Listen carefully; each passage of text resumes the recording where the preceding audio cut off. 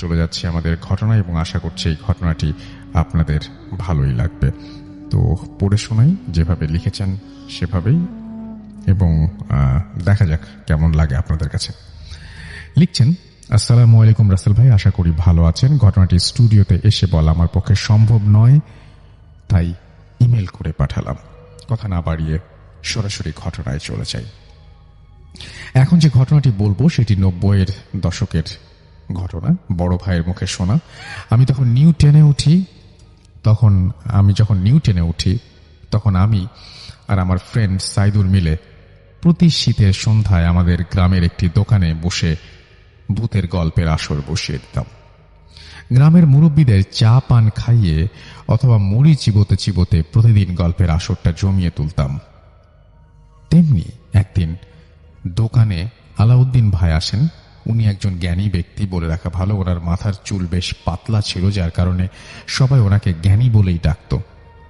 যাই হোক, ঘটনাটা উনি যেভাবে বলেছেন আমি সেভাবেই বলছি। তখন আমার বয়স ছিল 22-23 বছর। টকবগে যুবক ছিলাম। সংসারের বড় ছেলে হওয়ায়, অকালে বাবা মারা যাওয়ায় সংসারের হাল ধরতে হয়েছিল ছোটবেলা থেকেই। তখনকার দিনে বালি বোঝাইকৃত নৌকা চালিয়ে সংসার চালাতাম। বৈঠা বেয়ে 15-20 কিলোমিটার পথ পাড়ি দিয়ে বালি বোঝাই করে এনে সুনামগঞ্জ শহরে শিপু ভাইয়ের ঘাটে বিক্রি করতাম। সেদিন বালি আনলোড করার পর শিপু ভাই বললেন, এখন আমার কাছে টাকা নেই, বিকেলে লঞ্চ ঘাট এসে নিয়ে যেও। যেহেতু উনি সম্পর্কে বড় ভাই হন, তাই মনে মনে না বললেও মুখে হ্যাঁ বলে চলে আসলাম। বাড়িতে এসে গোসল সেরে হাঁটা ধরলাম ইব্রাহিমপুরের দিকে। তখনকার দিনে আমাদের গ্রামে খেয়া ঘাট ছিল না, তাই ইব্রাহিমপুরের খেয়া পার হয়ে লঞ্চ ঘাটে গেলাম। সেখানে হিন্দু বাবুর হোটেলে বসে অপেক্ষা করতে লাগলাম। উনি আসছেন না। 15-20 মিনিট অপেক্ষা করার পর হঠাৎ তন্দ্রা নেমে এলো। কখন যে ঘুমিয়ে পড়েছি নিজেও বলতে পারি না। ঘুম ভাঙল হোটেলের কর্মচারীদের ডাকে। উঠে দেখি রাত 10টা। নিজেকে বিশ্বাস করতে পারলাম না। মনে হলো এই তো একটু আগে চেয়ারে বসেছিলাম, তাহলে কখন ঘুমালাম? আর কখন বা বিকেল সন্ধ্যা পার হয়ে রাত 10টা হয়ে গেল। সেকালের রাত 10টা মানে রাত পুরোপুরি গভীর। কি আর করব, নিরুপায় হয়ে বাড়ির পথ ধরলাম। পকেট পুরো ফাঁকা, খেয়া ভাড়া দেওয়ার মতো পয়সাও নেই। তাই নিয়ে অবশ্য চিন্তা ছিল না, কেননা মঙ্গল মাঝি আমার পরিচিত লোক। খেয়া পার হয়ে মঙ্গল মাঝির কাছ থেকে 2টো বিড়ি চেয়ে নিলাম। পকেটে বিড়ি রেখে ভাবতে লাগলাম কোন রাস্তায় বাড়ি যাব। যদি গ্রামের মেইন রাস্তা ধরে হাঁটি তাহলে দেরি হয়ে যাবে, তাই নদীর পাড়ের রাস্তা ধরে হাঁটা শুরু করলাম। গভীর রাত, চন্দ্রিমার আলোয় চারিপাশ কেমন ঝলমল করছে। চারিদিকে ঝিঁঝি পোকার ডাকে পরিবেশটা। ডিয়ার লিসেনার, আজকের এই ইমেইল এপিসোডটি অনেক ভয়ঙ্কর হতে যাচ্ছে, কেননা আমরা প্রতিদিন রাত 10টায় সকল ভয়ঙ্কর এবং বাছাই করা ঘটনা পাবলিশ করে থাকি। আমাদের ঘটনাগুলোকে আমাদের অডিয়েন্স কিন্তু স্পেশাল ঘটনা বলে, কেননা আমরা বাছাই করে তাদের মন মতো ঘটনাগুলো প্রোভাইড করে থাকি। আপনারা যারা আমাদেরকে ফলো করেন, আমি বলবো আপনারা আজকের এই ঘটনাগুলো সম্পূর্ণগুলো শুনবেন, কেননা এই ঘটনাগুলো অত্যন্ত ভয়ঙ্কর ঘটনা। চলুন আমরা দেরি না করে আজকে ভিডিওতে একটি লাইক দিয়ে সম্পূর্ণ বাছাই করা ঘটনাগুলো শুনে আসি। যেন ভুতুরে হয়ে উঠেছে। হিন্দুহাটি পার হয়ে একটা বিড়ি ধরালাম। বিড়ি খেতে খেতে যখন বকুলের বাড়ির সামনে আসলাম, তখন ভাবলাম এখন বাড়ির উঠোনে ধরে এগোবো। যখনই নদীর পার থেকে উঠোনে উঠতে যাব, তখনই চোখে পড়ল উঠোনে 2জন ব্যক্তি হাঁটাহাঁটি করছেন। পরনে সাদা জুব্বা, মাথায় পাগড়ি। দেখতে মানুষের মতো হলেও সাধারণ মানুষের চাইতে বেশ লম্বা, আনুমানিক 10 ফিট। দেখতে দেখতে তারা 2জন বাড়িতে থাকা কদম গাছটির সামনে লম্বা হয়ে উঠল। আমার তো চোখ কপালে উঠে গেল। এইটা কি দেখছি আমি? চোখ দুটো একেবারে ছানা বড়া হয়ে গেছে। নিজেকে সামলে ফের নদীর পাড়ের রাস্তা ধরে হাঁটা শুরু করলাম। ভেতরে ভেতরে আমার জানা সব সূরা আর দোয়া কালাম পড়তে শুরু করলাম।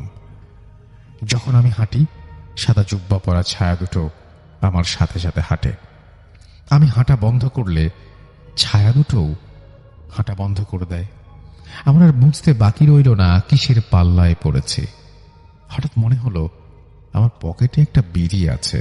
চট করে বাড়িয়ে জ্বালিয়ে ফেললাম। নিমিষেই যেন বিড়িটা শেষ হয়ে গেল। কি করব ভাবছি আর ঘামছি, ঘেমে ঘেমে ভিজে গেছি। দোয়া পড়তে পড়তে কিছু দূর এগোবার পর ধপাস করে আস্ত একটা বাঁশ ঝাড় সামনে পড়ে গেল। ভয়ে দম বন্ধ হয়ে যাওয়ার উপক্রম।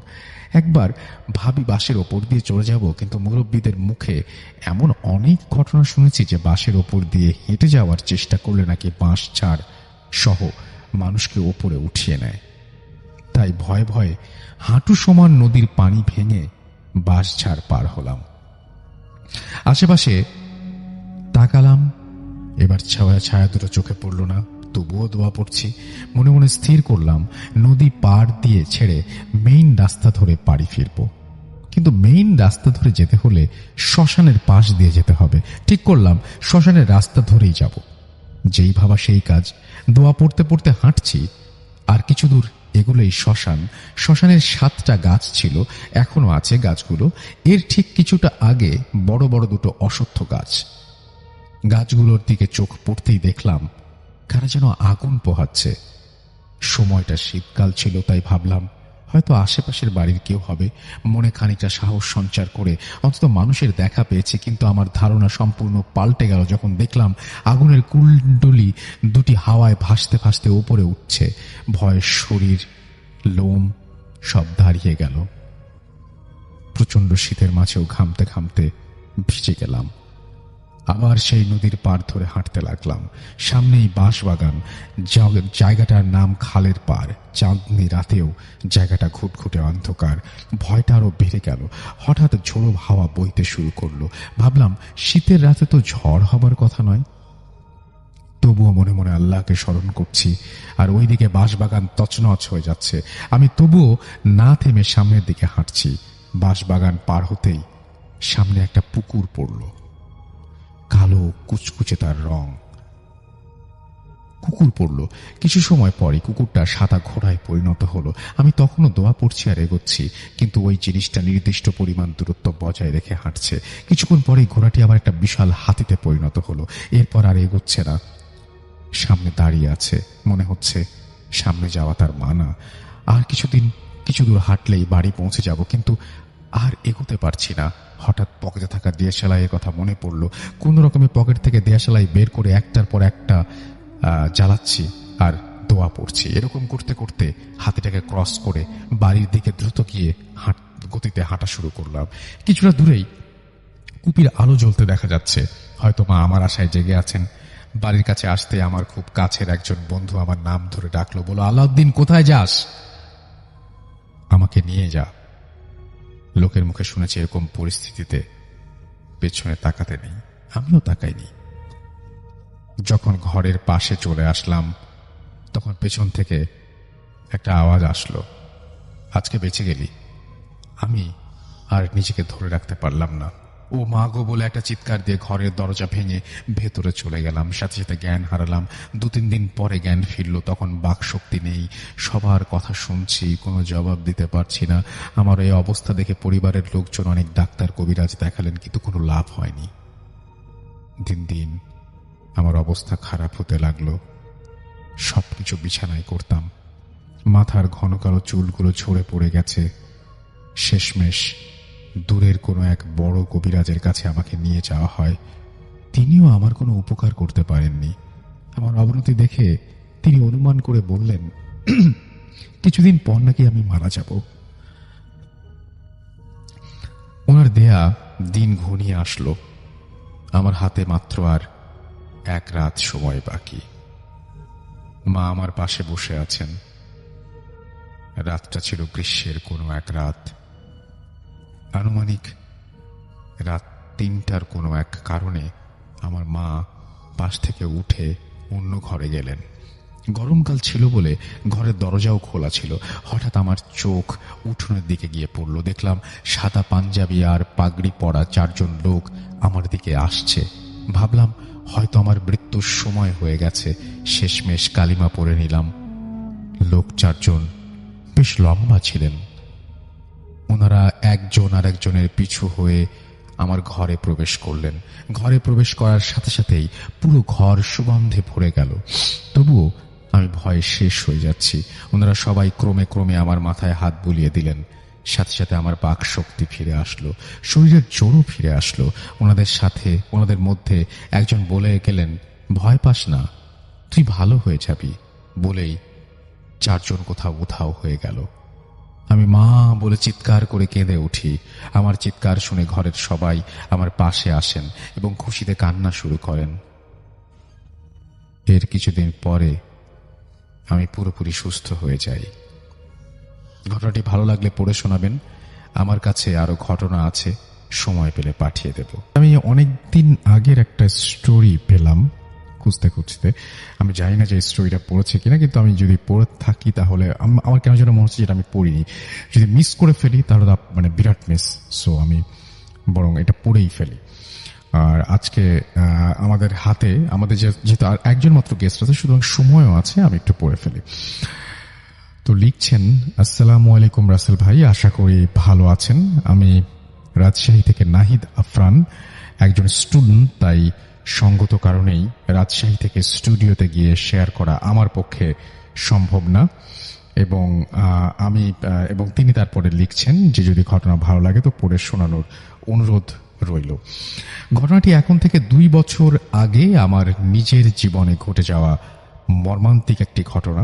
শুরুতেই বলে রাখি, আমি ছোটবেলা থেকেই এসব অলৌকিক বিষয় নিয়ে ইন্টারেস্টেড এবং অলৌকিক ব্যাপার নিয়ে ইন্টারেস্টেড। তাই সময় পেলেই আমি আমার বন্ধুরা মিলে ঘুরতে চলে যাই সেই সব জায়গাগুলোতে, যে জায়গাগুলো এলাকায় অনেক রহস্যময় ঘটনার প্রচুর আছে। ঘটনাটি যে সময় হবে, আমি তখন 10ম শ্রেণীতে পড়াশোনা করছি। আমার আর 3 মাস পরে ফাইনাল এক্সাম। এমন সময় আমি আমার বাসা থেকে ততটা বের হই না। আমার গ্রামটা রাজশাহী জেলার বাগমারা থানায়। আমাদের গ্রামের প্রবেশপথেই অনেক বড় একটা জঙ্গল পড়ে। ওই জঙ্গলটি স্থানীয় ভাষায় কালীতলা নামে পরিচিত। এই জঙ্গল নিয়ে অনেক অলৌকিক ঘটনা আছে, পরে সময় পেলে আবার আপনার কাছে পাঠাবো। এখন মূল ঘটনায় আসি। দিনটি ছিল সোমবার। সেদিন আমার চাচাতো ভাইয়ের কাজিনের বিয়ে। তাই আমি এবং আমার 3 চাচাতো ভাই রকি, গোলাম এবং শাকিল বিয়ে বাড়িতে গেলাম। সেখান থেকে ফিরতে আমাদের মোটামুটি অনেক রাত হয়ে গেল। আমরা 4 জন হাঁটতে হাঁটতে একদম গ্রামের সামনের ওই জঙ্গলটির কাছে চলে গেছিলাম। একটু ভয় ভয় লাগছিল। প্রথমে ভাবলাম আব্বুকে ফোন দিয়ে আসতে বলি, কিন্তু আমার চাচাতো ভাই বলল, আমরা তো 4 জন, চল, ভয় নেই। আমি একমত হলাম। তারপর আমরা 4 জন জঙ্গলের মধ্যে দিয়ে হাঁটতে শুরু করলাম। আমরা তখন জঙ্গলের মাঝখানে চলে এসেছি। প্রায় ঘড়িতে বাজে 12:40। বলে রাখি, জঙ্গলটার মাঝখানে একটা চায়ের স্টল আছে, যেটা সন্ধ্যার পরপরই বন্ধ করে দেওয়া হয়। কিন্তু আমরা সবাই অবাক হয়ে দেখলাম সেদিন এত রাত পর্যন্ত ওই চায়ের স্টলটি খোলা আছে। সেখানে 15 থেকে 20 জন লোক নিশ্চুপভাবে বসে আছে। অন্ধকারে দোকানে জ্বলে থাকা হালকা আলোতে বোঝা যাচ্ছে সবাই এক দৃষ্টিতে আমাদের দিকে তাকিয়ে আছে এবং তাদের পরনে লম্বা লম্বা কাপড়। কেউ কোনো কথা বলছে না। আমরা প্রথমে ততটা গুরুত্ব দিলাম না।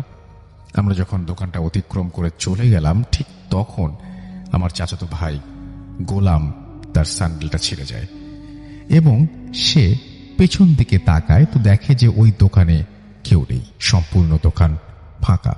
ব্যাপারটা আমরা আন্দাজ করতে পেরে সবাই দৌড় লাগালাম। এই ঘটনাতে আমার কিছু না হলেও আমার চাচাতো ভাইয়ের পরের দিন থেকেই প্রচন্ড জ্বর আসে। প্রায় 1 মাস ধরে ও অসুস্থ থাকে। ঘটনাটি এখানে শেষ হয়ে পারত, কিন্তু এর চাইতেও খারাপ কিছু আমার সাথে হতে যাচ্ছিল, তা আমি কখনো ভাবিনি। এর মধ্যে এসএসসি ফাইনাল এক্সাম হয়ে যায়। আমার রেজাল্ট মোটামুটি ভালো হয়, তাই আমি আমাদের গ্রাম থেকে বেশ দূরেই একটা সরকারি কলেজে ভর্তি হই। কলেজটি দূরে হওয়ায় আমার বন্ধুরা মিলে সিদ্ধান্ত নিলাম মেসে থাকবো। যেই ভাবা সেই কাজ। এপ্রিলের 12 তারিখে আমরা মেসে শিফট হই। বলে রাখি আমাদের মেসটি ছিল 2 তলা একটা ছোট্ট ফ্ল্যাট, যেখানে মোট 4টি রুম ছিল। নিচের 2টি রুমের একটিতে আমি আর আমার বন্ধু এবং অন্য একটি রুমে ব্যাংকের এক ম্যানেজার থাকতো। আর ওপরের 2 রুমে আমাদের কলেজের 2জন টিচার থাকতো। আর প্রতি রাতে বাসার মেইন গেট লক করে দেওয়া হতো, এতে কেউ ভেতরের থেকে বাইরে বা বাইরে থেকে ভেতরে যাতায়াত করতে পারতো না। প্রথম প্রায় 1 মাস কোনো সমস্যা হয়নি, তারপর ধীরে ধীরে সমস্যা উকি দিতে থাকে। আমার বন্ধু রাতে একটু তাড়াতাড়ি ঘুমিয়ে যায় আর আমি বেশি রাত করে ঘুমাই। যেদিন থেকে আমি বিষয়টি আন্দাজ করি সেদিন ছিল বৃহস্পতিবার রাত, তখন আনুমানিক 2টা বরাবরের মতো। আমার বন্ধু ঘুমিয়ে গেছে আর আমি মোবাইলে একটা মুভি দেখছিলাম। এমন সময় দরজায় হঠাৎ নক করার সাউন্ড শুনতে পাই। আমি কোনো কিছু না ভেবে দরজা খুলতেই দেখি ওপাশে কেউ নেই। আমি মনের ভুল ভেবে দরজা লক করে শুয়ে পড়ি। ঠিক সেই মুহূর্তে দরজায় আবার নক। আমি আবারও দরজা খুলে দিই, বাট কাউকে দেখি না। এবার একটু ভয় পেয়ে যাই। আমি দরজাটা লক করে শুতে যাব, ঠিক সেই মুহূর্তে অনেক জোরে জোরে নক করার শব্দ, প্রচন্ড জোরে জোরে আমার নাম ধরে কেউ ডাকতে থাকে। আমি আমার বন্ধুদের ঘুম থেকে জাগাই আর ঠিক সেই মুহূর্তে শব্দ আসা বন্ধ হয়ে যায়। এভাবে প্রত্যেক রাত ঠিক 1টার পর ঘটনা আমার সাথে প্রতিনিয়ত ঘটতে থাকে। কখনো কখনো কান্নার আওয়াজ, অনেক জোরে হাসির শব্দ আমি প্রতিনিয়ত শুনতে থাকি। রাতে মনে হতো আমাদের ছাদে অনেকজন লোক ফুটবল খেলছে। অনেক জোরে জোরে আওয়াজ পেতাম আমি, অথচ আমাদের উপরের তলায় থাকা আমাদের কলেজ টিচারকে ব্যাপারটা জানালে তিনি বলেন এমন সাউন্ড তিনি কখনো পাননি। এসব ঘটনা আমার বন্ধু প্রথমে অবিশ্বাস করলেও পরে ঘটনা বিশ্বাস করতে বাধ্য হয়। এই বিষয় নিত্য নতুন হওয়ার কারণে আমি অতটা ভয় পেতাম না, কিন্তু তার পরের ঘটনাগুলো মনে পড়লে আমার গা শিউরে ওঠে। সেদিন ছিল 26 জুন 2017 সোমবার। আমার বন্ধুটি একটি প্রয়োজনীয় কাজে বাড়িতে চলে যায়। বন্ধুকে এগিয়ে দিয়ে বাসা থেকে ফিরতে ফিরতে আমার একটু রাত হয়ে যায়। আমি একটু ক্লান্ত আর রুমে একা থাকায় রাত 10টার মধ্যে ঘুমিয়ে পড়ি। সচরাচর তাড়াতাড়ি ঘুমিয়ে পড়ার অভ্যাস না থাকায় অনেক রাতে আমার খুব পিপাসা পায়। আমি পানি খাওয়ার জন্য খাট থেকে পা ফ্লোরে রাখলাম। আমার মনে হলো ভেজা জায়গায় পা রেখেছি, কিন্তু রুম ভেজা হবে কেন? হয়তো পানি ঢেলে পড়েছে। এসব ভাবতে ভাবতে আমি যখন রুমের লাইট অন করলাম তখন আমি যা দেখলাম তা কখনোই কল্পনা করতে পারিনি। আমি দেখলাম আমার বন্ধু তার বিছানায় শুয়ে আছে। ওর গলা থেকে মাথা সম্পূর্ণ আলাদা, দেহটা ছটফট করছে, হাত দুটো অর্ধেক কাটা, সম্পূর্ণ রুম রক্তে ভেজা। রক্ত দেখে মনে হচ্ছিল একদম তাজা রক্ত, গলা থেকে ফিনকি দিয়ে রক্ত বের হয়ে আসছে। আর মাথাটি বড় বড় চোখে আমার দিকে তাকিয়ে চিৎকার করে আছে। আমি তখন কি করব বুঝতে পারছিলাম না। আমি জোরে দৌড় লাগালাম। আমি আমার রুম দরজা খুলি, কিন্তু যাই না কেমন করে আমি রাস্তায় চলে আসলাম। অনেক জোরে দৌড়াচ্ছি, চারিদিকে প্রচন্ড অন্ধকার। আমি দৌড়াচ্ছি আর ওই ভয়ঙ্কর হাসিটা শুনতে পাচ্ছি, এবং আমি দৌড়াতে দৌড়াতে একসময় জ্ঞান হারিয়ে ফেললাম। তারপর আর কিছু জানি না। আমি যখন জ্ঞান ফিরে পেলাম তখন দেখি আমার বাড়িতে আমি নাকি মেসের ছাদে অজ্ঞান অবস্থায় পড়েছিলাম। আমার সাথে ঘটে যাওয়া বিস্তারিত ঘটনা আমি সবাইকে বলি।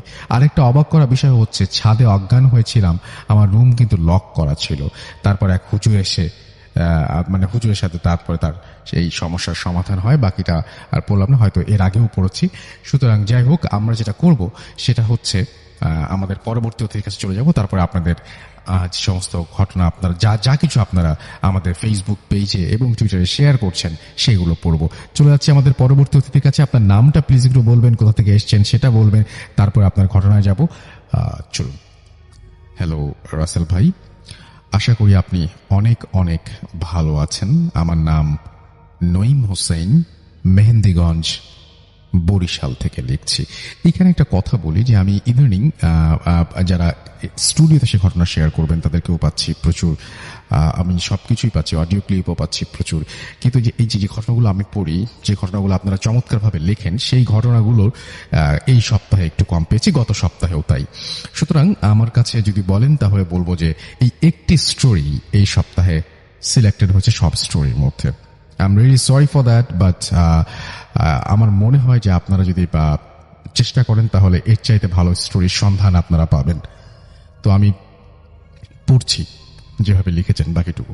তিনি লিখছেন যে ভালো লাগলে পড়ে শোনাতে পারেন। বেশি কথা না বলে সরাসরি ঘটনায় চলে যাই। ঘটনাটি আমার মায়ের মুখ থেকে শোনা। মা যেভাবে বলেছেন সেইভাবে উল্লেখ করছি। ঘটনাটি বরিশাল জেলার মেহেন্দিগঞ্জ থানার কোনো এক গ্রামের। তখন সময় ছিল 1990 সালের দিকে। বর্ষাকাল, চারদিকে বর্ষায় খাল, বিল, পুকুর, নদী পানিতে পরিপূর্ণ, ভরা। আমাদের বাড়ি থেকে কিছু দূরে ছিল নদী। আমাদের পাশের বাড়ির একটি ছেলে, নাম রনি, বয়স 15 থেকে কম বেশি হবে। রনি ওর মার কাছ থেকে দুপুরের সময় ভাত চায়। তার মা তাকে বলে, তুই নদী থেকে গোসল করে আয়, আমি ভাত দিচ্ছি।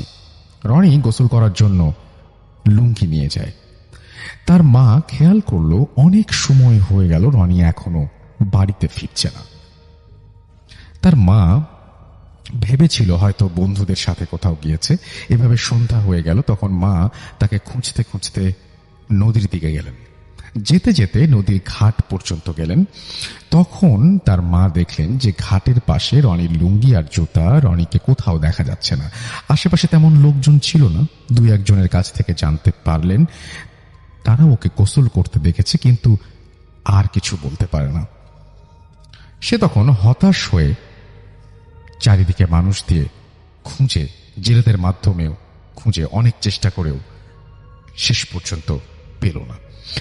তারা বুঝে উঠতে পারছিল না যে কি করবে। রনির মা ওই দিন রাতে স্বপ্নে দেখেন কালো একটা অবয়ব, ভালো করে চেহারাটা দেখা যাচ্ছে না, তাকে বলছে, তুই চিন্তা করিস না, তোর ছেলে আমাদের কাছে ভালো আছে। অবয়বটার কাছ থেকে একটা গন্ধ আসছিল। তার মা ঘুম থেকে জেগে উঠে তখনও ওই গন্ধটা পাচ্ছিল। পরদিন সকালে স্বপ্নের কথাটা তার বাবার কাছে শেয়ার করে। তারা তখন সিদ্ধান্ত নিল পাশের এলাকার এক তান্ত্রিক এসেছে, তার কাছে যাবে। বলে রাখা ভালো, তান্ত্রিকের শখ ছিল জিন পরীদের তার বশ করে রাখা। ওই দিন রাত্রে তান্ত্রিকের কাছে তারা গেল। তান্ত্রিক তাদেরকে দেখেই তাদের অসুবিধার কথা বলে দিল। তারা শুনে অবাক হয়ে গেল। তান্ত্রিক আরো বলল, তোর ছেলের যখন নদীতে একা গোসল করতেছিল তখন ওই জায়গা দিয়ে একটা দুষ্টু পরী যাচ্ছিল। তখন তোর ছেলেকে ওর পছন্দ হয় এবং সাথে করে পরী মহলে নিয়ে যায়। তারা তান্ত্রিককে জিজ্ঞাসা করে, ওকে কি আমরা ফিরে পাবো না? তান্ত্রিক বলে, একটা উপায় আছে, তবে ওই কাজটা করতে অনেক সাহসী মনের মানুষ লাগবে। রনির বাবা বলেন, যত কঠিন কাজ হোক আমি আমার ছেলের জন্য করব। তখন তান্ত্রিক তাদেরকে একটা কালো হাড়ের টুকরা দিল আর বলল, সামনের অমাবস্যা রাত্রে দ্বিপ্রহরের সময় সম্পূর্ণ খালি হাতে এই হাড়ের টুকরোটা ওই নদীর ঘাটের পানিতে একা গিয়ে ফেলে আসতে হবে। আর হ্যাঁ, এ কথা কাউকে বলা যাবে না, বললে তোদের অনেক ক্ষতি হবে। তারা হাড়ের টুকরোটি নিয়ে বাড়ি চলে গেল। ওই দিন রাতে স্বপ্নে দেখে ওই কালো অবয়বটি তাকে বলছে, তোরা তান্ত্রিকের কথা শুনিস না, তোদের অনেক ক্ষতি হবে। এভাবে প্রায় রাতে এই স্বপ্ন দেখে। তারা সিদ্ধান্ত নেয় তাদের ছেলের জীবনের জন্য তাদের সব ক্ষতি মেনে নেবে। কিছুদিন পর অমাবস্যা চলে এলো। যথাসময়ে রাত্রি দ্বিপ্রহরে সময় রনির বাবা সম্পূর্ণ একা শুধুমাত্র ওই হাড়টি নিয়ে চলে গেল। বাগানের মধ্য দিয়ে সরু রাস্তা, কোনো লোকজন নেই, চারিদিকে নিস্তব্ধ। হাঁটার সময় পায়ের নিচের পাতা খসখস শব্দগুলো কানে এসে লাগে। মাঝে মাঝে 2-1টা পেঁচার ডাক শোনা যায়। চারিদিকে কালো আঁধার ছাড়া আর কিছুই দেখা যায় না। কিছুটা সময় হাঁটার পরে সামনে একটা বাঁশ ঝাড় পড়ে। আবছা আলোতে দেখলো একটা বাঁশ ঝাড় থেকে রাস্তার ওপর আড়াআড়ি ভাবে পড়ে আছে। বাতাস বৃষ্টি কিছু নেই, বাঁশটা কেন যেন পড়ে আছে এই কথা ভেবে আর বাঁশটার উপর দিয়ে সে চলে যায়। হঠাৎ একটা শব্দ হয়। তিনি ভাবেন হয়তো আরো একটা বাঁশ পড়েছে। এইভাবে পেছনে তাকান, তিনি অবাক হয়ে যান। দেখেন রাস্তার ওপরে পড়ে থাকা বাঁশটি সোজাভাবে দাঁড়িয়ে আছে। মনে হলো কিছু একটা বাঁশটাকে টেনে ধরে রেখেছে। ছেড়ে দেওয়ার সঙ্গে সঙ্গে সোজা হয়ে গেল। তিনি প্রচন্ড ভয় পান এবং তাড়াতাড়ি করে সোজা হাঁটতে থাকেন নদীর দিকে। নদীর ঠিক কাছে আসতেই হঠাৎ প্রচন্ড শব্দ, ঝড় বাতাস শুরু হয়ে যায়। তার শরীর শিউরে ওঠে। আকাশে কোনো মেঘ নেই, বৃষ্টি নেই, মনে হচ্ছে এখনই বাতাসে উড়িয়ে নিয়ে যাবে। অনেক কষ্ট করে তিনি নদীর ঘাটে পৌঁছান এবং ওই হাড়ের টুকরোটি নদীর পানিতে ছুঁড়ে মারেন। সঙ্গে সঙ্গে একটা বিকট চিৎকার শুনতে পান। মনে হলো প্রচন্ড আঘাত করলে মানুষ যেরকম চিৎকার করে সেই রকম। সাথে সাথে ঝড় বাতাস সব থেমে গেল। ভয়ে ভয়ে তিনি ওইখান থেকে দ্রুত চলে আসেন। আসার সময় কোনো সমস্যা হয়নি। পরদিন সকালে খুব ভোরে, চারদিকে তখনও হালকা আধার, তারা দুজনে নদীর ঘাটে যান এবং তারা দেখেন সেটা দেখার জন্য তারা মোটেও প্রস্তুত ছিলেন না। ঘাটের সামনে পানিতে রনি আধা ডোবা অবস্থায় ভেসে আছে। নাক মুখ দিয়ে টাটকা রক্ত ঝরছে, রক্তে পানি লাল হয়ে গেছে। ওর মা তখনই চিৎকার দিয়ে অজ্ঞান হয়ে পড়ে যান। তাদের চিৎকারে আরো মানুষ চলে আসে। সকলে মিলে লাশটাকে ওপরে তোলেন। তারা দেখলেন লাশটার গলার ওপর নখের আঁচড়ের দাগ। ঘাটটা সম্পূর্ণ ভাঙা, কাঁধের ওপর ঝুলে আছে। দেখে মনে হয় এই মাত্র ঘাটটি মুচড়িয়ে ভাঙা হয়েছে। চেহারাটা বিভৎস কালো হয়ে গেছে। হঠাৎ কেউ দেখলে ভয়ে হাত খেয়ে উঠবে। ততক্ষণে চারিদিক ফর্সা হয়ে গেছে। আরো মানুষ ভিড় জমায়। তারপর লাশটা যথারীতি কবর দেয়া হলো। গ্রামের মানুষের মধ্যে একটা ভয়ের ছাপ পাওয়া যায়। তার মা বাবা আবার ওই তান্ত্রিকের কাছে যায়, কিন্তু তান্ত্রিককে তারা আর খুঁজে পায় না। তারা কি করবে কিছু বুঝতে না পেরে বড় একটা হুজুরের কাছে যান এবং হুজুরকে সকল কথা খুলে বলেন। হুজুর তাদেরকে বলেন, ওই তান্ত্রিক আপনাদের বিপদের সুযোগে আপনাদের ব্যবহার করে ব্ল্যাক ম্যাজিক বা কালো জাদু করেছে। পরীদেরকে তার বশে আনার জন্য, তার শক্তি বৃদ্ধি করার জন্য তান্ত্রিক এই কাজ করেছে। আপনাদেরকে স্বপ্নের মাধ্যমে পরীরা সতর্ক করার পরেও আপনারা এই কাজটি করেছেন। তাই পরীরা রাগান্বিত হয়ে আপনার ছেলেকে মেরে ফেলেছে। হাড়ের টুকরোটি ফেলার সময় আপনি যে চিৎকার শুনতে পেয়েছিলেন তা আপনার ছেলের চিৎকার। হয়তো আপনারা আপনার ছেলেকে কখনো ফিরে পেতেন না, কিন্তু আপনার ছেলে ওই জায়গায় এই পরিণতির চাইতে ভালো থাকত। এই ঘটনা শোনার পর গ্রামের সব মানুষের মধ্যে আরো আতঙ্কের সৃষ্টি হয়। সন্ধ্যার আগেই সবাই যার যার বাড়িতে চলে আসেন। তারপর থেকে প্রতি অমাবস্যা রাত্রে জেলেরা মাছ ধরার সময় রনিকে ওই নদীর ঘাটে গোসল করতে দেখে। এখন আর ওই গ্রামটা নেই, নদীতে ভেঙে গেছে। সম্পূর্ণ সত্যি একটি ঘটনা। বিশ্বাস করা বা না করাটা আপনাদের ব্যাপার। জানি না কতটুকু গুছিয়ে লিখতে পেরেছি। ভুল হলে ক্ষমা করবেন। এটা আমার ভূত এফএমে পাঠানো প্রথম ঘটনা।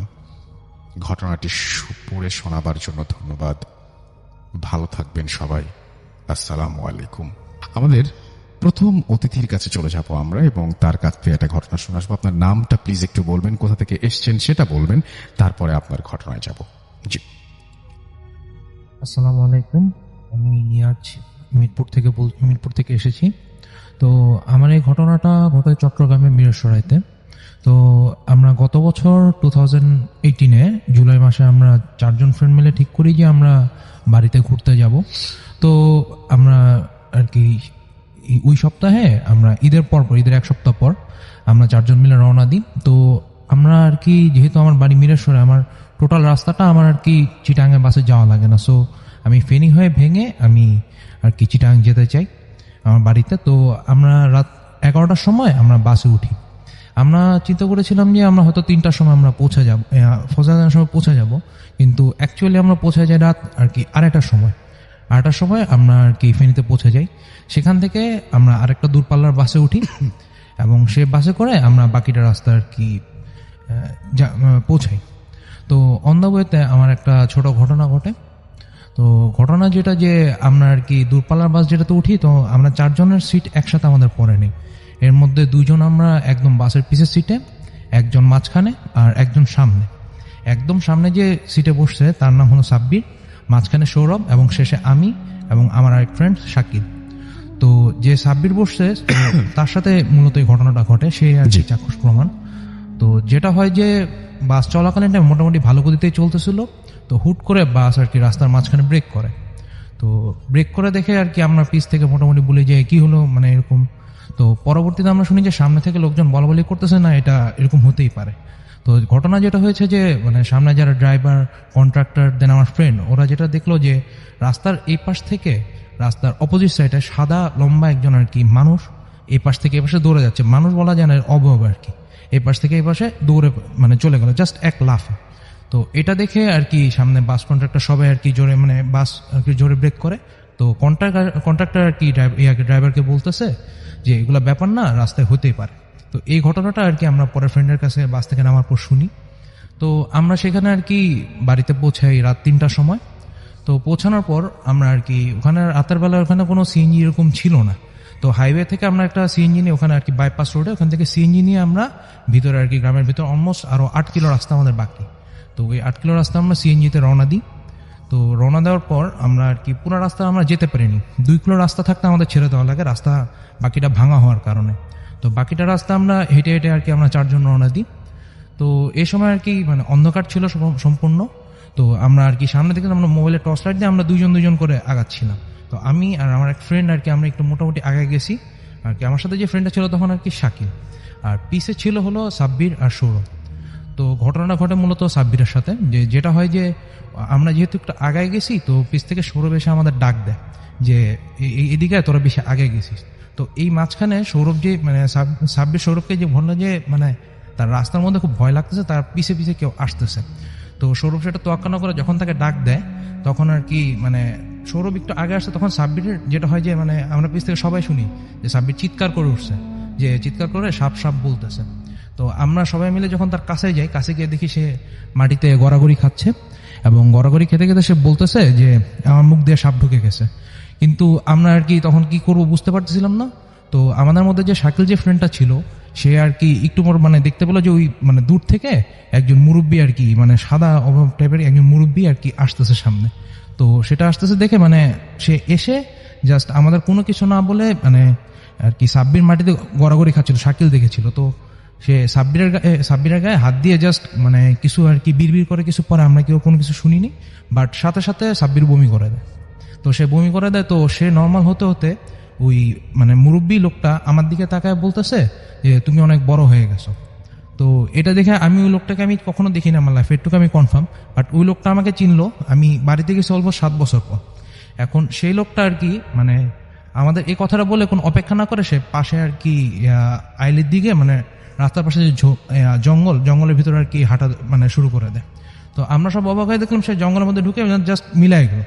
তো যেটা হয়েছিল যে মানে ওই জঙ্গলের ওই পাশে খাল, সেই জায়গায় কখনো পসিবল না যে সেখানে আর কি কোনো আর কি মানুষজন আর কি কোনো খাল এমনি আর কি পার হয়ে যাবে। তো ওখানে কোনো পারাপারের কোনো জায়গাও ছিল না।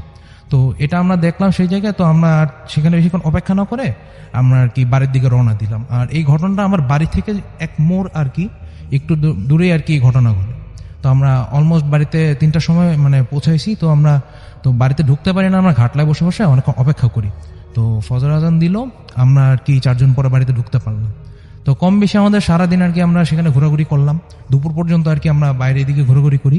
বাট দুপুরের টাইমে একটা ঘটনা ঘটে, যেটা হলো যে 4 জন ফ্রেন্ড আমরা যখন আর কি নিচে দুপুরে লাঞ্চ করতে যাই, আমাদের লাঞ্চের ব্যবস্থাটা করা ছিল নিচে। তো 4 জন ফ্রেন্ড যখন লাঞ্চ করতে যাই তখন আমি আর সাব্বির আমরা 2 জন আর কি একটু লেট করে নামি, বাকি 2 জন একটু আগে নেমে যায়। তো এর মধ্যে সাব্বির আমাকে আর কি মানে বলতেছে তারা দিচ্ছে যে তুই নাম একটু। তখন আমি আর কি ভাবলাম যে দোতলা আমি হাতটা ধুয়ে আমি নিচে নামি। তো ঘটনা হয় যেখানে যে আপনার যখন আমি হাত ধুতে গেছি তো তখন আমি মানে সাব্বিরের সাথে একটু দুষ্টামি করে বলতে চাচ্ছিলাম যে দেখ ওই রুমে কিছু একটা আছে, তাকে জাস্ট একটু ভয় দেখাইতে। বাট ওকে বলে যখন আমি রুমের দিকে তাকাইছি তখন ওই রুমে যে জিনিসটা ছিল সেটার জন্য আমি মানে মোটেও এক্সপেক্ট করিনি। তো ঘটনা যেটা হয়েছিল যে আপনার তাকানোর সাথে সাথে দেখলাম একজন মুরব্বী করে একজন লোক ওই রুমের মধ্যে অভাব, জাস্ট অনেক লম্বা লোকটা, বাট মানে খুব কুজো হয়ে আছে, মানে বোঝা যাচ্ছে একজন লোক। তো সে দাঁড়ায় আছে এবং রুমটা ছিল অন্ধকার, একটা অভাব আমি বুঝতে পারি। তো এটা বলে যখন আমি সাব্বিরের দিকে তাকাই আমি ডাক দিই দেখ এখানে কে, বলে আমি যখন ওই রুমের দিকে তাকাই দেখি কেউ নেই। তো আমরা পরে আর কি ওই জায়গাতে দেখি মানে ওখানে কেউ নেই। তো পরে আমরা আর কি বললাম এখানে থাকা ঠিক হবে না, আমরা নিচে নেমে যাই। তো নিচে নেমে আমরা সেদিন দুপুরে লাঞ্চ করি। তো দুপুরের পর থেকে আমাদের তখন কোনো ঘটনা ঘটে, তবে বিকালের টাইমে আমরা 4 জন ফ্রেন্ড মিলে যখন আমরা নর্মালি আর কি গল্প করতেছি, তো এর মধ্যে আর কি সাব্বির ঘুমায় যায়। তো তাকে রেখে আমরা বাকি 3 জন হুট করে ভাবলাম যে এখন সন্ধ্যার টাইম অলমোস্ট হয়ে আসতেছে, এখন আমাদের কোনো স্ন্যাক্স ট্যাক্স আমরা বাইরে থেকে কিছু কিনে নিয়ে আসি। তো ওকে ঘুমন্ত অবস্থায় রেখে আমরা 3 জন আর কি বাইর হয়ে বাজারের দিকে যাই বের হয়ে। বাট ঘটনা এখানে ঘটে যে আমরা আসার পর মানে আস্তে আস্তে অলমোস্ট সন্ধ্যা হয়ে যায়। তো এই সন্ধ্যা হয়ে গেলে তখন দেখা যায় যে মানে এসব দেখি সাব্বির আর কি উঠে বসে আছে।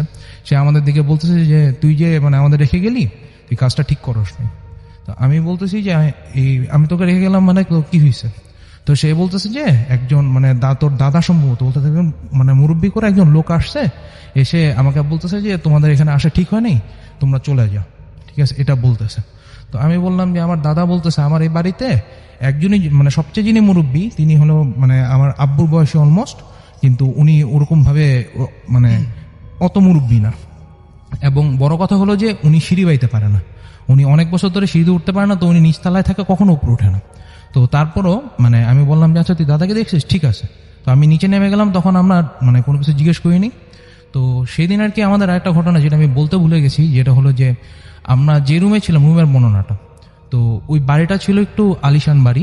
তো ওই বাড়ির একদম ড্রয়িং রুমে আপনার 3টা ফ্রিজ ছিল এবং এক পাশের রুমে একটা ফ্রিজ ছিল আর কি। তো বাড়িটা আলিশান, তো ওই পাশের রুমে যে ফ্রিজটা ওই রুমটাতে আমরা থাকবো বলে ঠিক করছিলাম।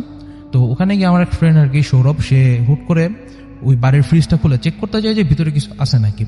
সে ফ্রিজটা খোলার সাথে সাথেই এক ধরনের মানে পচা গন্ধ পাইলো। তো ওই গন্ধটা পেয়ে সে মানে বলতেছে যে ফ্রিজ এরকম পচা গন্ধ কি ভিতরে।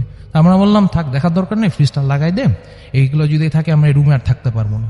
তো সে লাগাই দেয় ঠিকই, কিন্তু তার ওই ঘটনার পর থেকে আমার এই বাকিগুলো ঘটনা যে আমি যে অবয়ব দেখলাম এই ঘটনাগুলো ঘটা শুরু হয়। তো এরপর আর কি আমরা বিকালের টাইম ওখানে ঘোরাঘুরি টাইম স্পেন্ড করি। বাট সন্ধ্যার সময় আর কি আমরা যখন আর কি সন্ধ্যা বলতেছি রাতে যখন আমরা ঘুমাতে যাই, তো তখন আর কি একটা ঘটনা ঘটে। ঘটনা যেটা হলো যে আমরা 4 জন আর কি, যেহেতু আমাদের দিনের বেলা এরকম আমরা দেখছি, তাছাড়া আমাদের এরকম আর কি একটা নিজেদের মধ্যে একটা সাসপেন্স কাজ করতেছে। তো সেই কারণে আমরা 4 জন যেটা করলাম যে একই বেডে আমরা 4 জন শুভ বলে ঠিক করি। তো এর মধ্যে আর কি আমি মোটামুটি এক ঘুম দিয়ে আর কি সকালে উঠি। বাট সকালে ওঠার পর আমাকে আমার ফ্রেন্ড যে একজন সৌরভ, সে আমাকে বলতে তুই তো সারা রাত তো ঘুমাইলি, তুই তো অত একটা টেরো পাস নাই, সারা রাত যে কি হলো। তো আমি তাকে জিজ্ঞেস করতেছি যে কি হয়েছে। তো সে বলতেছে যে যেটা হয়েছে যে মানে সে সজাগ ছিল, তো আমরা 3 জনই মোটামুটি ঘুম। তো হুট করে আমাদের মধ্যে সাব্বির, যে ছেলেটা সবচেয়ে বেশি ভয় পেয়েছিল, সে ঘুমের মধ্যে আর কি উঠে গেছে। উঠে গিয়ে সে বলতেছে যে চল এখন বেড়ে যাই, ছাদে যাই। কিন্তু যে ছেলে ভয়ের কারণে সে পাশে বাথরুম ছিল, বাথরুমে যেতে ভয় পাচ্ছিল, সে বলতেছে যে না বের হই। তো সৌরভ বুঝলো যে এখানে একটা ঝামেলা, তো তাকে কতক্ষণ ঠেলা টাক্কা দিল, একটু পর তার হুশ আসলো। হুশ আসার পর সে বলতেছে কিরে তুই আমাকে ঘুমের মধ্যে ঝাঁকাচ্ছিস, কারণ কি? কিন্তু সে কিন্তু মানে তখন দাঁড়ানো অবস্থায়। তো তখন মানে তাকে কিছু বলতে যাবে, তখন পাশে যে আরেকজন শাকিল ছিল, তখন ও দেখি মানে কোনো কিছু না বলে ও দাঁড়ায় গেছে, এবং ও দাঁড়ায় কাউকে কিছু না বলে সে হাঁটা বাইরের দিকে। তো আমরা তখন আর কি মানে আমরা বলতে তখন সৌরভ আর ওই সাব্বির, তারা 2 সজাগ ছিল, তারা আর কি ওই শাকিলকে ধরে কতক্ষণ মানে শোয়ানোর চেষ্টা করে, তাকে শোনার চেষ্টা করে, তাকে একটু ঠেলা ধাক্কা দিতে তারও ঘুম ভাঙে। কিন্তু সেও বলে যে কিরে তোরা আমার সাথে এমন করতেছিস। তো এখন আমি ছিলাম ঘুমে, তো তখন ওদের 3 জনের মধ্যে ওই 2 জনকে ধরছে, এখন আমি ঘুম। তো হুট করে যেটা তখন তারা 3 জন দেখে যে আমি বলে ঘুমের মধ্যে আর কি হাত পা নাড়ানো শুরু করে দিই, কথা বলতেছি যে ছেড়ে দে এরকম টাইপের। বাট অ্যাকচুয়ালি আমার এই টাইপের কোনো কিছু মনে নেই। বাট তারা বললো যে আমি টোটালি এমন করছি। তো এমন করতেছি দেখে তারা 3 জন মিলে আমার গায়ে হাত দেয়, এবং আমি বলে সাথে সাথে এরকম করা বন্ধ করে দিই, এবং তারা আমাকে ডেকে তুলে। বাট আমি এই জিনিসটা মনে করতে পারি না যে আমাকে ডেকে তুলছে কিনা, আমি একটু কথা বলে আবার ঘুমাই যাই। ঠিক আছে, তো এটা ছিল আর কি সেদিন রাতের ঘটনা। তো পরদিনে সকালবেলা যখন আর কি আমরা আর কি মানে এরকম ঘটনা হলো, আমরা বলতেছি যে একজনকে তোরা কি মানে এরকম দেখছিস, যে সবচেয়ে বেশি ভয় পাইছে তাকে বলতে তুই কি কিছু দেখছিস নাকি? সে বলতেছে হ্যাঁ আমি একটা স্বপ্ন দেখছি। বলে যে স্বপ্নে কি দেখছিস? তো সে বলতেছে যে মুরব্বি করে একজন বৃদ্ধ যে দাদু আসছিল দেখছিলাম আমি, সেই দাদু সবার গায়ে হাত দিয়ে বলতেছে যে তোমাদের এখানে আসা ঠিক হয় না, তোমরা চলে যাও, এটা বলতেছে। তো আমরা আর কি সেই ঘটনা শোনার পর আমরা সেদিন সারাদিন আর তেমন ওয়েট করিনি।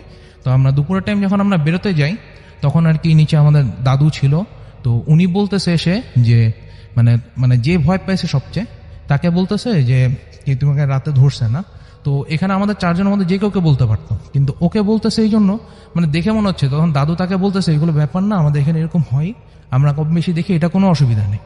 তো এখানে আমার যেটা বলার যে দাদাকে আমরা দেখছি, সেই দাদা হলো আমার একটু দূর সম্পর্কে, এবং ওনারা 3 ভাই ছিল, এবং ওনাদের এখানে ট্র্যাজেডি যেটা হলো যে উনি সবার বড় ছিল, ওনার যে সবচেয়ে ছোট ভাই ওনার ছিল বাড়ি, উনি ওই জায়গায় একটা আলিশান বাড়ি বানাইছে, বাট কেউ ওই বাড়িতে থাকে না।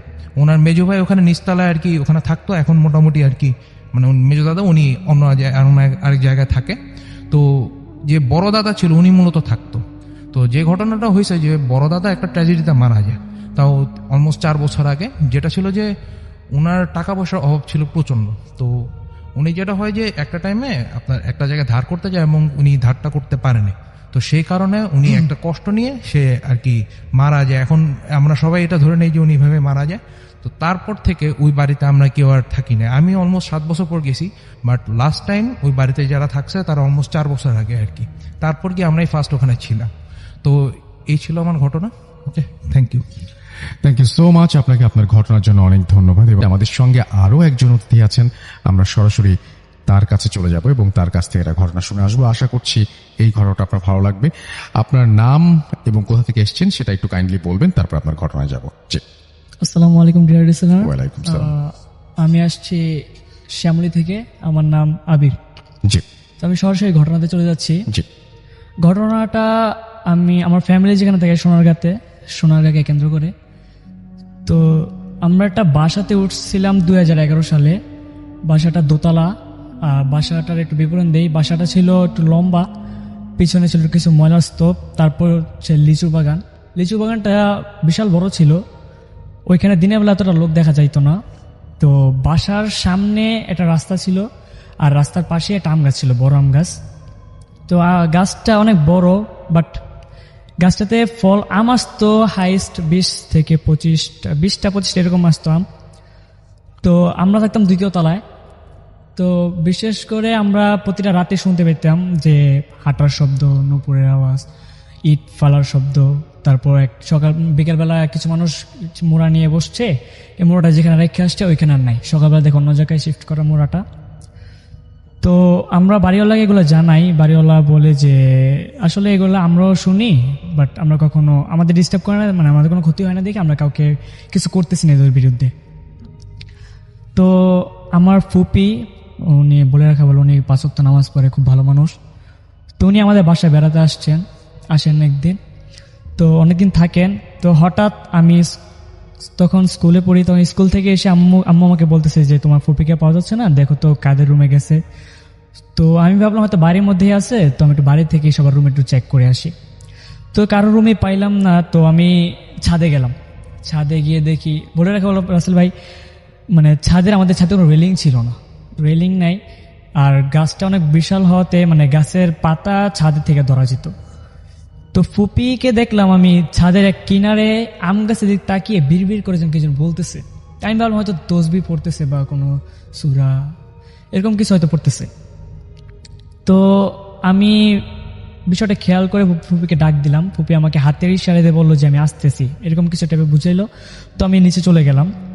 তো আম্মুকে বলছি, আম্মু ফুপি আসতেছে, সমস্যা নেই, তুমি টেনশন করো না।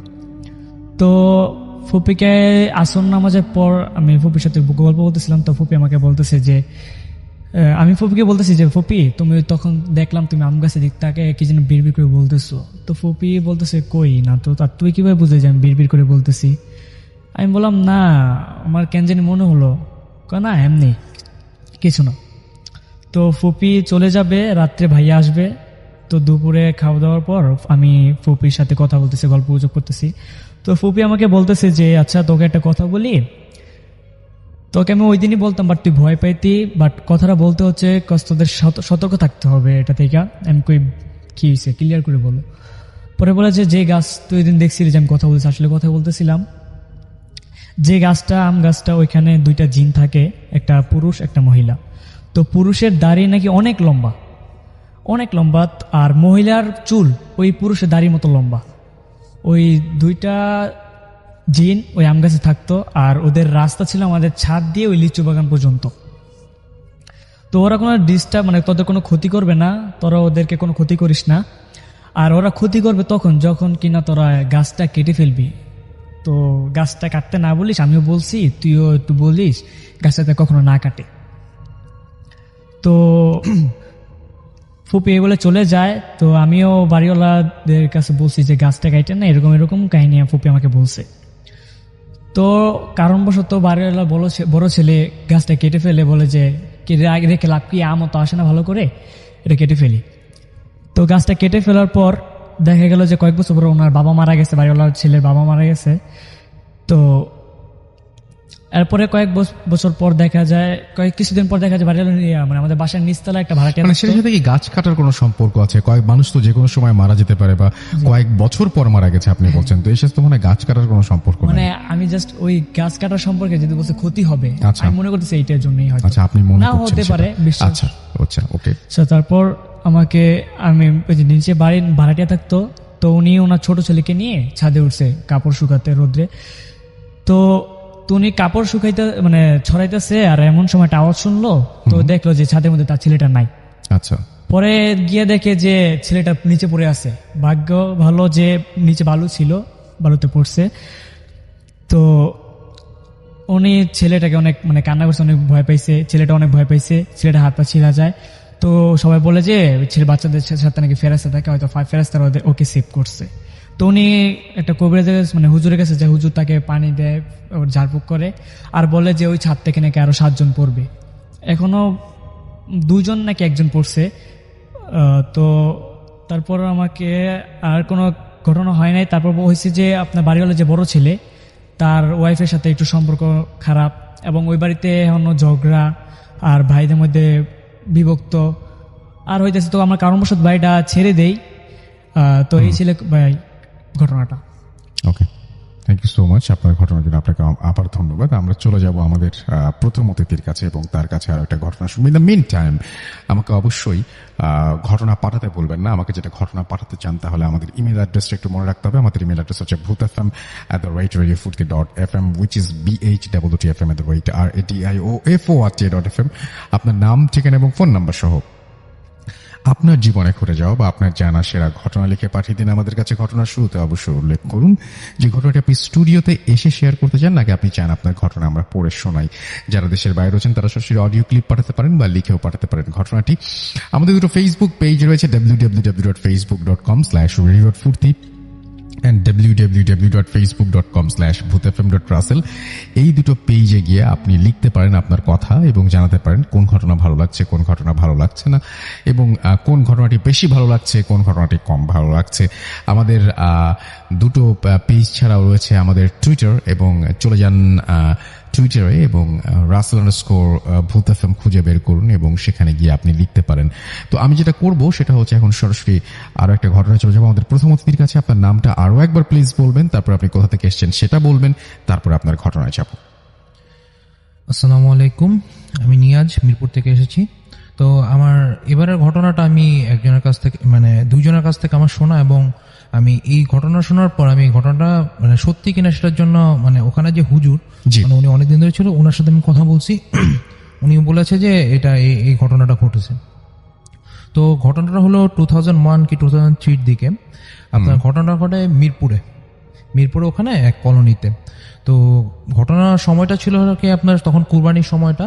তো তখন মানুষজন আর কি ঈদের 3-4 দিন আগে ওখানে আর কি কলোনির মাঠে গরু রাখে। তো ওখানে গরু রাখে। এখন সেখানে আর কি আপনার মানে একজন লোক মানে ওই জায়গার একজন কলোনির একজন বাসিন্দা, উনি মানে অলমোস্ট 3 দিন আগে গরু নিয়ে আসে, এবং গরু নিয়ে এসে উনি আর কি ওখানে খুঁটিতে বেঁধে রাখে আর কি, ওখানে মাঠে খুঁটিতে।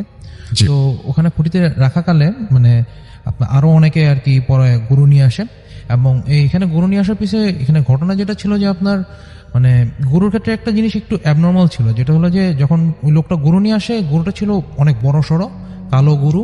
তো সেই গরুটা আর কি অলমোস্ট আর কি ওই লোক ওনার পিছে পিছে হাঁটতে হাঁটতে আসছে, এবং জিনিসটা এমন যে উনি যেদিকে মন নিছে কোনো দড়িতে টানা, ওনার পিছে পিছে হাঁটতে হাঁটতে আসছে টোটাল। তো এখানে আসার পর আর কি ঘটনা যেখান থেকে শুরু হয় যেটা হলো যে আপনার সেই দিন রাত থেকে আর কি আপনার ওই এলাকাতে আপনার মানে রাতের বেলা আর কি সবাই গরু এরকম রেখে যেত, সবাই আর কি এমনি কলোনির সামনে বাঁধা রাতে মাঠে গরু রেখে যেত, এবং পরদিন উঠে দেখতো যে 1টা কি 2টা করে গরু নেই। তো এভাবে ঈদের আর কি 3 দিন আগে ঘটনা ঘটে, 2 দিন আগে ঘটনা ঘটে। তো এরকম গরু মানে হারায় যাচ্ছে। এখন দুই পাশে কলোনির দুই পাশে 2টা গেট, এই 2 গেট বাদ দিয়ে অন্য কোনো জায়গা দিয়ে গরু নিয়ে যাওয়ার কথা না। এবং দুই পাশে গার্ড ছিল, এবং তারা বলছে যে এইটা এখানে এই সময় মানে সারা রাত মানে কখনো এখান থেকে গরু নেয় নাই কেউ, গরু আসেও নাই, গরু ঢুকেও নেয় রাতে তখন সেটা। তো সেই কারণে মানে ওনারা এখানে ভেরিফিকেশন দেয়, এবং ঈদের দিন আগের রাতে তো কলোনির লোকজন যখন দেখতেছে গরু আর কি এরকম হারায় যাচ্ছে, তো তারা বলতেছে যে এখানে যে গার্ড আছে, গার্ডকে একটু বলি রাতে সারা রাত পাহারা দেখ, দেন এখানে হুজুর যে আছে ওনাকে একটু বলে রাখি। তো মানে ওই মাঠটা ছিল এক্স্যাক্টলি মসজিদের সামনে। তো ওখানে ওই কলোনি এখানে মানে যে গার্ড এবং হুজুর মানে রাতে এরকম আর কি সজাগ থাকে। তো অলমোস্ট তারা রাতের বেলা মানে অলমোস্ট তারা 1:30 কি 2টার দিকে তারা যেটা দেখে যে মানে এখানে যে কলোনি একদম মানে একটা গরু বাঁধা ছিল, যেটা কালো গরু বাঁধা, ওটা হুট করে আর কি মানে নর্মাল দাঁড়ায় গেছে। গরুটা এমনি 4 পায়ে ছিল, দাঁড়ায় গেছে 2 পায়ে, এবং সে আস্তে আস্তে এমন একটা আকৃতি নিছে মানে খুবই বড়। এবং সে পাশে মানে একটু এদিকে এসে আশেপাশে যে একটা গরু ছিল সেই গরুটার গায়ে জাস্ট ঝাঁপড়া পড়ছে, এবং গরুটার আর কি মানে জাস্ট গরুটাকে আর কি মানে খেয়ে ফেলছে বলা যায়, আবার ইয়া করবে না, গরুটার মানে জাস্ট ওই জায়গা থেকে নাই।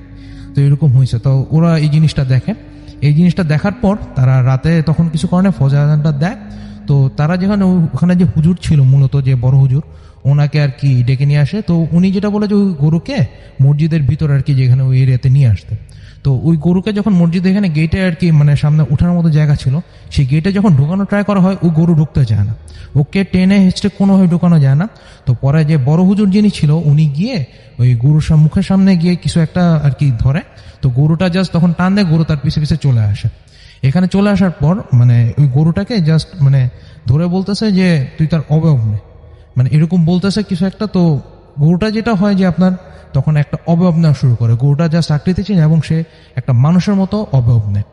তো সে অবয়ব নেওয়ার পর তাকে বলা হয় যে তুই কেন আসছিস এরকম, সে কিচ্ছু বলে না, তাকে মানে কোনো কিছু বলা হয় না। তো শেষ পর্যন্ত তাকে ফোর্স করে আপনার বোতলে বন্দি করা হয়।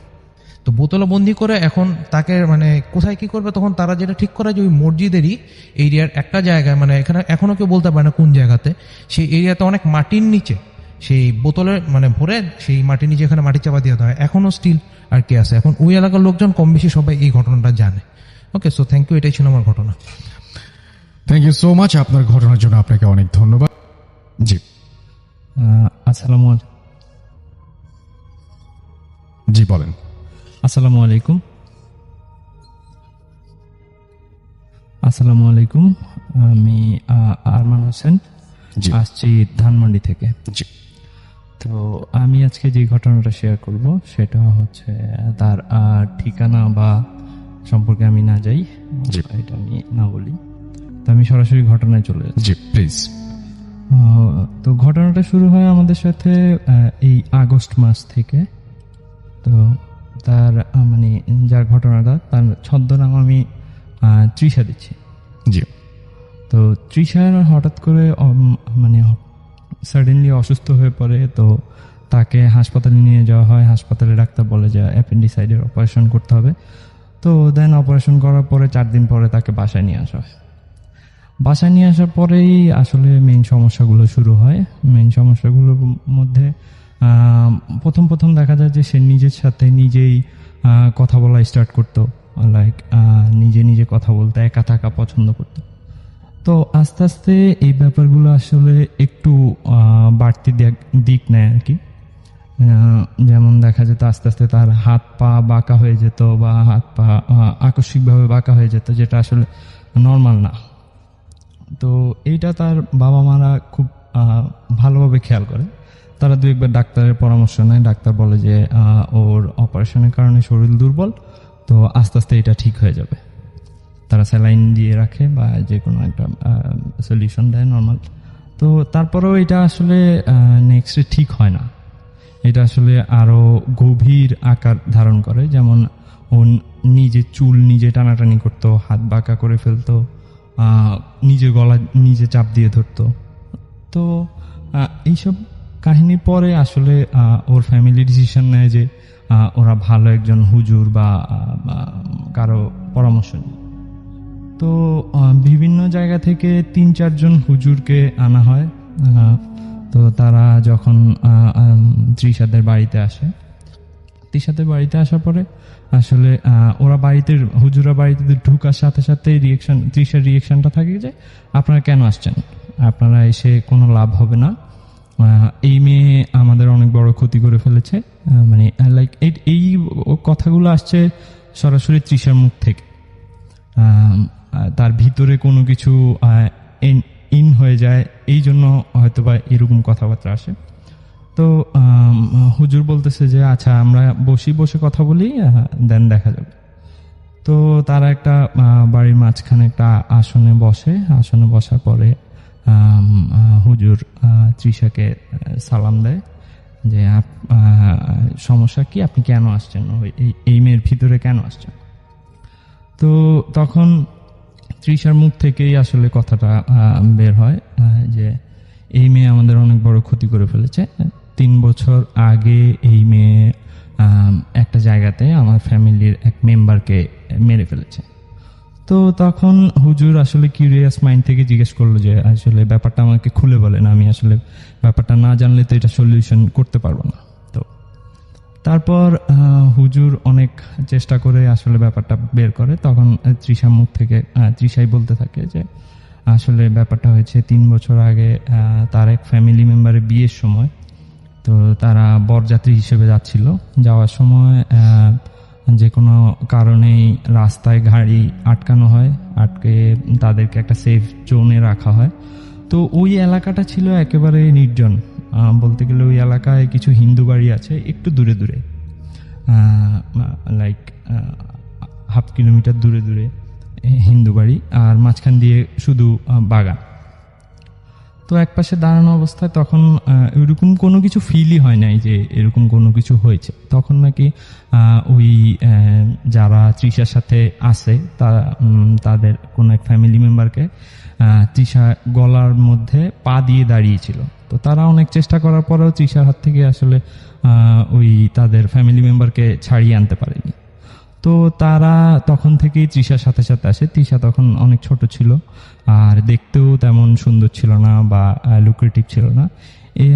তো তারা এটা নিয়ে অপেক্ষা করে আসলে তৃষা কখন একটু লুক্রেটিভ হবে বা তাকে তার ক্ষতি করা পসিবল হবে। তো তারা সুযোগটা পেয়েছে অপারেশনের পর থেকেই, মানে অপারেশনের পরে যখন তার শরীরটা দুর্বল হয়ে যায় তখন থেকে আসলে তাদের অত্যাচারটা শুরু হয়। তো হুজুর অনেক ইয়ের পরে কোনো সলিউশনে আসতে পারছিল না। পরে হুজুর করে কি একটা সার্কেল আঁকে, মাটির মধ্যে একটা সার্কেল আঁকার পরে ওখানে একটা বাঁশের লাঠি দিয়ে আসলে দোয়া পড়া হয় আর ফু দেওয়া হয়, আর ওই সার্কেলের মধ্যে আঘাত করতে থাকে। তো সার্কেলের মধ্যে আঘাত করতে থাকলে নর্মালি তৃষার কিছু হওয়ার কথা না। তো বাট তৃষার শরীরে কিছু কিছু জায়গায় দাগ পড়ে যাচ্ছিল, লাইক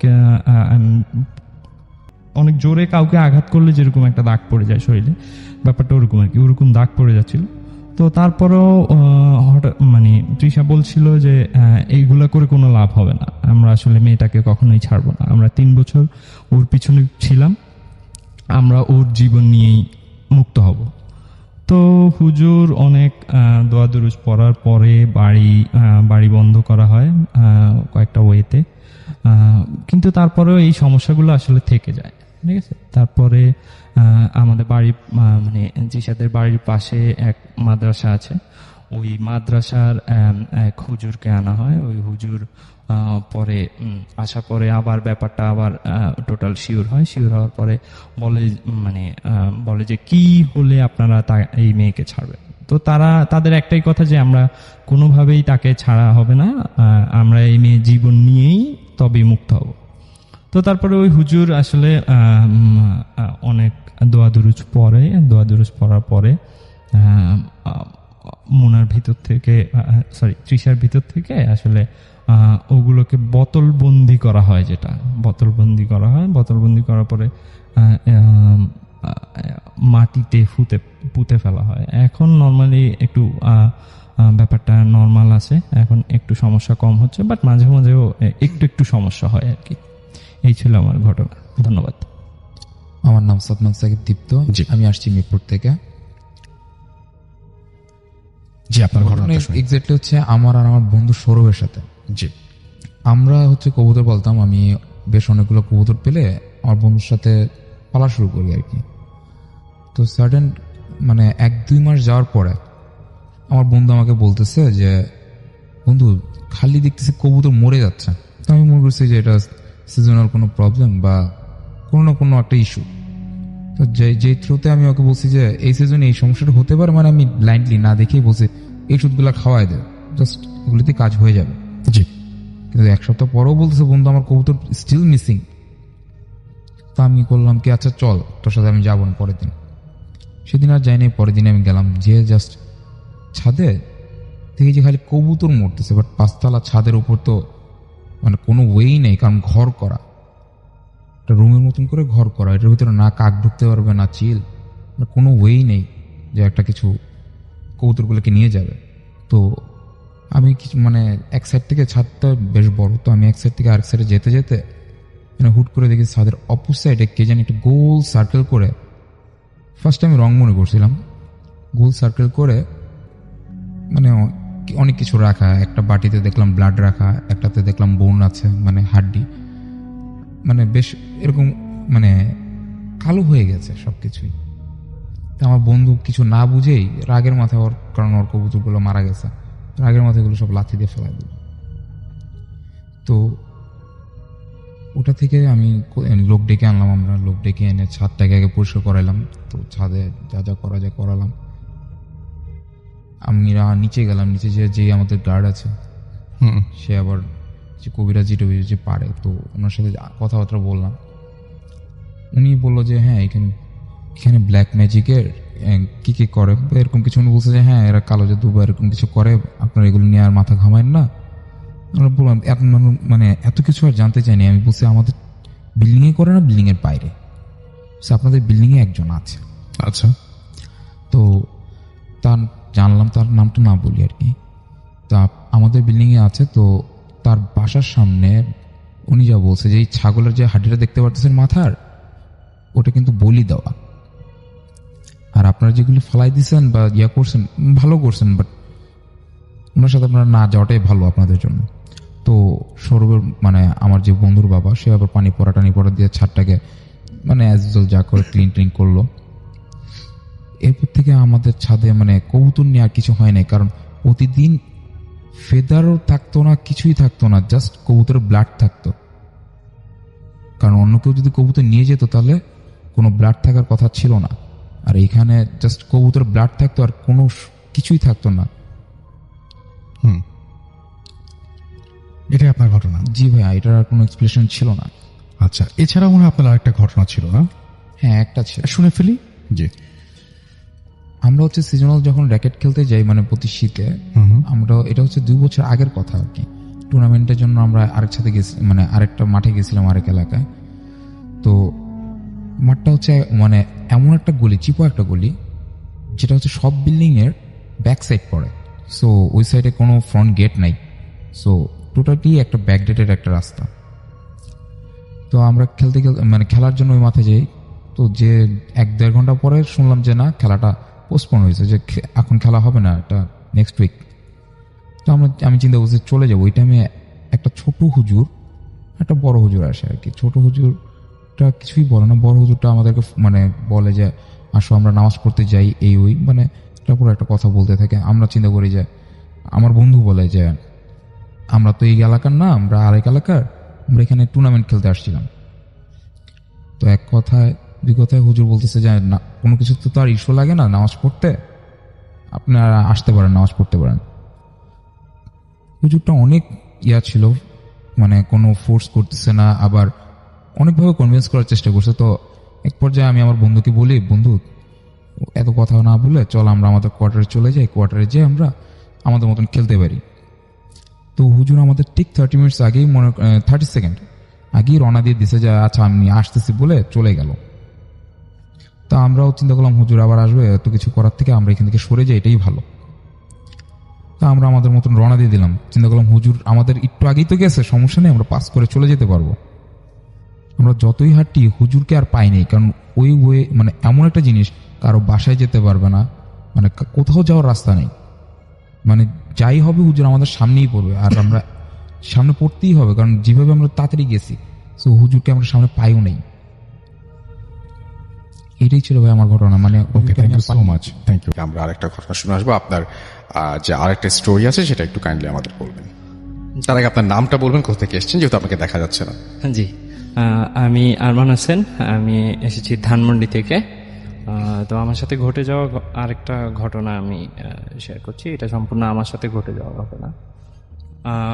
ঘটনাটি অনেক আগের, তখন আমি ক্লাস 8 কি 9-এ পড়ি।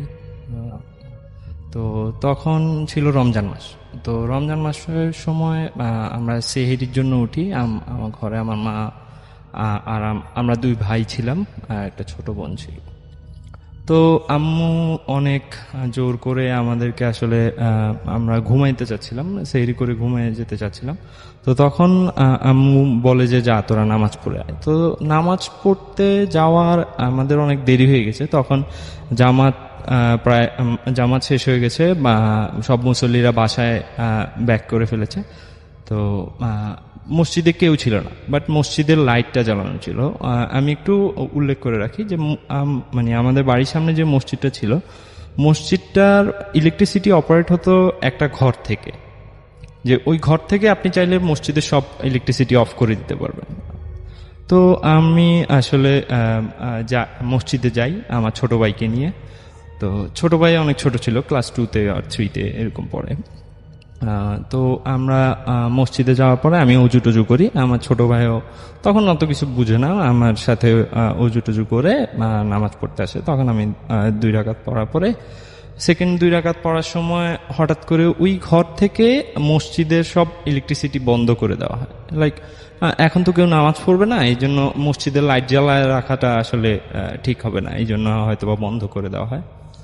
তো আমি অন্ধকারের ভিতরেই নামাজটা শেষ করি। তখন হচ্ছে মানে সেহরির পরে সূর্য উঠতে একটু দেরি হতো, একটু সময় নিত।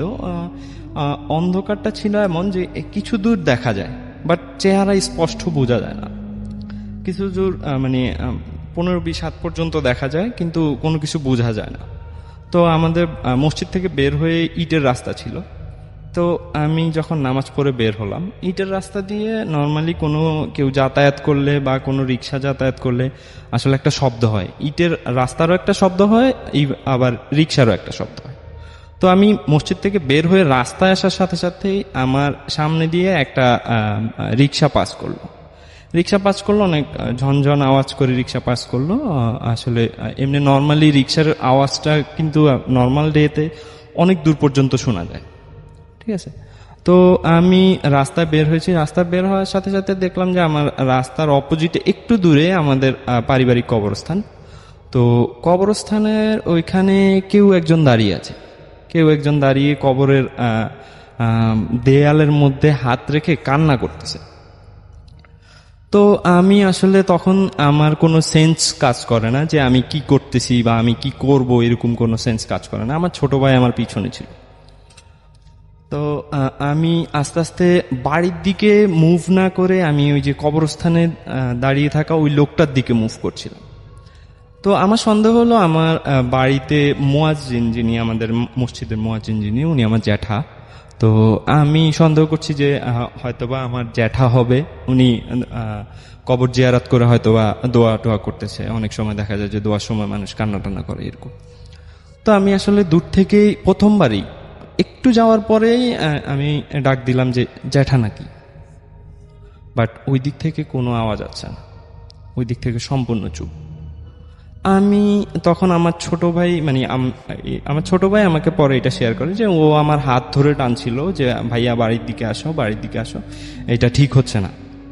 বাট আমি কোনো কিছু তোয়াক্কা না করে আমি ওই দিকেই যাচ্ছিলাম। আমার কনসেন্ট্রেট সব ওই লোকটার দিকে, যে কবরস্থানের পাশে দাঁড়িয়ে আছে। তো আমি এক কদম 2 কদম আস্তে আস্তে তার দিকে যাচ্ছিলাম এবং তাকে ডাকছিলাম যে জ্যাঠা আপনি কি কান্না করতেছেন অথবা কবর জিয়ারত করতেছেন। আমি ডাকতে ডাকতে প্রায় ওনার সাথে আমার সাথে ডিস্টেন্স হবে 3 কি 4 হাত। তো 3-4 হাত ডিস্টেন্সে আমি একটু রাগান্বিত স্বরে ডাকলাম যে জ্যাঠা নাকি, আপনি কথা বলতেছেন না কেন? ঠিক আছে, তো 3-4 হাত দূরত্ব থেকে ওই অবয়বটা আমার দিকে ফিরলো। মানে তখন রাসেল ভাই আমার সিচুয়েশনটা এমন, আমি আসলে কি করব বুঝতেছি না, আমি আসলে কি করে ফেলেছি সেটাও বুঝতেছি না। তো উনি যখন আমার দিকে মুখটা ঘোরালো, মুখটা দেখে আমি একেবারে অবাক। মুখটার এক্সপ্রেশন আমি কিভাবে দিব, মানে কারো মুখ যদি আগুনে জ্বলে যায়, জ্বলে যাওয়ার পরে যেই পোড়া মাংসগুলো নিচের দিকে ঝুলে থাকে, চেহারাটা অবিকল তেমন, মানে মনে হচ্ছে যে তার চেহারাটা যেন কেউ একজন ঝলসে দিয়েছে, ব্যাপারটা এরকম। তো আমি আসলে খুবই খুবই ভয় পেয়ে যাই। আমি পরে জাস্ট আমার মনে আছে যে আমি আরেকবার বলছিলাম যে জ্যাঠা না, আপনি জ্যাঠা না। তো এইটার পরে আসলে আমি আর নিজেকে ধরে রাখতে পারি নাই, আমি সেন্সলেস হয়ে পড়ে যাই। তো পরে 3 ঘন্টা পর আমার জ্ঞান আসে, আমার কাকা আর কি আমাকে সেখান থেকে নিয়ে আসে। পরে আমি জ্ঞান আসার পরে কাকাকে জিজ্ঞেস করলাম, কাকা বললো যে তুমি কবরস্থানের সামনে শুয়েছিলাম, সেন্সলেস অবস্থায় পড়েছিলাম, আমরা তোমাকে সেখান থেকে নিয়ে আসছি। এবং আমার ছোট ভাই বলে যে তুমি মসজিদ থেকে বের হওয়ার পরেই তোমার সেন্স ছিল না, তুমি আসলে আমি বাড়ির দিকে টানতেছিলাম তোমাকে, তুমি আমার দিকে আসতেছিলাম, তুমি কবরস্থানের দিকে যাচ্ছিলাম। এই ছিল আমার ঘটনা। ধন্যবাদ আপনাকে। আশা করি ভালো আছেন। প্রতিদিনের মতো আমি মাহমুদ শোয়েব আপনাদেরকে ঘটনায় নিয়ে যাচ্ছি। আজকের যে ঘটনাটি আপনারা শুনবেন, এইটা শুনলেই বুঝতে পারবেন আজকের ঘটনাটি কত ইম্পর্টেন্ট একটি ঘটনা আর ভয়ঙ্কর ঘটনা।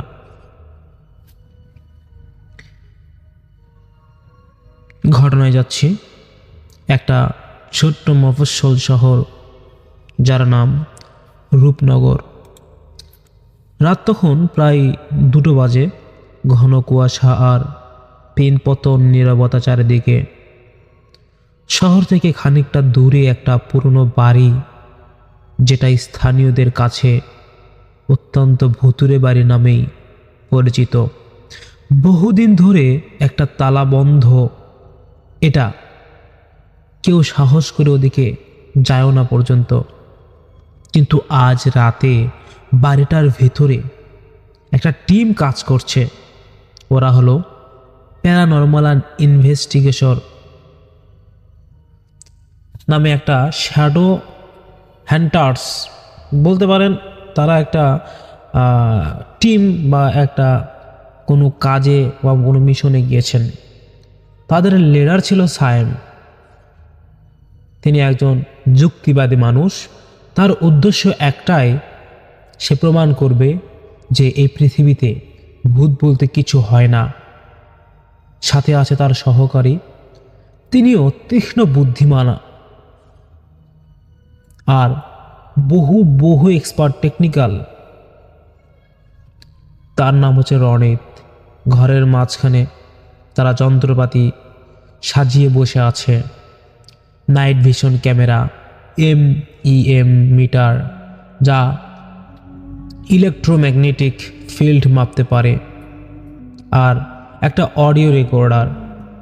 সায়েম ফিস করে নীলাকে বলল, সবই বোগাস।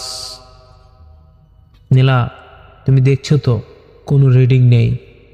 তখনই রনিতে MEF মিটারে পাগলের মতো রিডিং উঠতে শুরু করলো। মিটারটা হঠাৎ করে লাল আলোয় ঝলসে উঠলো এবং তীক্ষ্ণ শব্দ করে উঠলো। এই EMF মিটার হলো যেখানে অশ্লীল টাইপ বা হরর টাইপ কিছু থাকে, সেই জিনিসটাকে চিহ্নিত করে। এবার রনিত প্রায় কেঁপেই উঠল এবং বলল, সাইম ভাই, EMF মিটার, এটা অস্বাভাবিক ভাই, এর রিডিং 10 গুণ বেড়ে গেছে। সায়েম দ্রুত মিটারটার দিকে তাকালো। তার চোখ সামান্যর জন্য উদ্বেগ দেখা গেল, কিন্তু সে নিজেকে সামলিয়ে নিল এবং সবাইকে বলল, শান্ত হও সবাই। রনি, তুমিও শান্ত হও।